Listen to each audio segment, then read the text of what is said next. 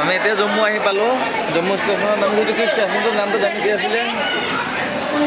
এতিয়া নামিছোঁ আমি এতিয়া মানে সকলোৱে গৈ আছোঁ। हमारा मालिक का है, मालिक का एक मालिक को देख ले, दूसरा मालिक का है। জম্মু আহোঁতেই মানে আমি যেতিয়া জম্মুত সোমাইছোঁ তেতিয়াই কাশ্মীৰত সোমাইছোঁ তেতিয়া আমাৰ মোবাইলৰ নেটৱৰ্ক কাট খাই গ'ল আৰু নেটৱৰ্ক নাই আমাৰ ইয়াত। এতিয়া নতুনকৈ যদি ইয়াত লোকেল চিম ল'ব পাৰোঁ তেতিয়াহ'লে নেটৱৰ্ক পাম, নহ'লেতো আৰু নেটৱৰ্ক নাই, তেনেকৈ চলিব লাগিব।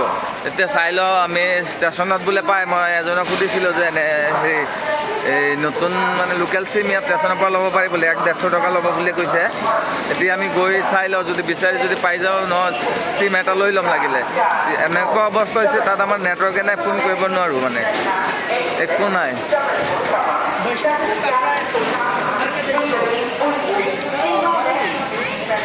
ষ্টেচনৰ পৰা ওলাই আছোঁ।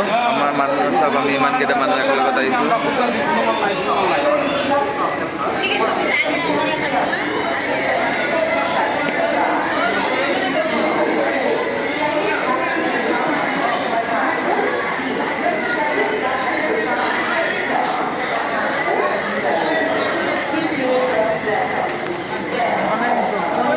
চব আমি একেলগত আহিছোঁ। আমি সকলোৱে তীৰ্থ ভ্ৰমণৰ কাৰণে। তো এতিয়া আমি ষ্টেচনৰ পৰা ওলাইছোঁ, জম্মু ষ্টেচনৰ পৰা। এতিয়া ওলাই আকৌ ভালদৰে বৈষ্ণৱ দেৱী মন্দিৰ তালৈ যাম।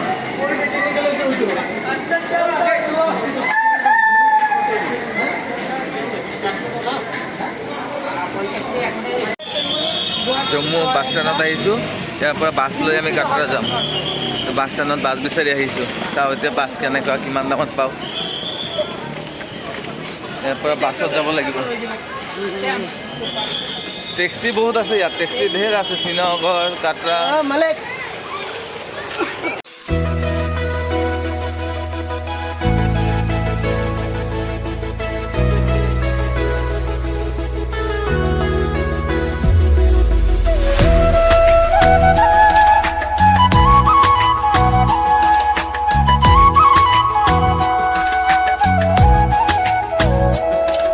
पास पालो चाय लो खुदी पेला 3 4 5 6 25 बैठते हैं 11 12 13 25 भाई 25 व्हीलर 10 जन धराई दूंगा।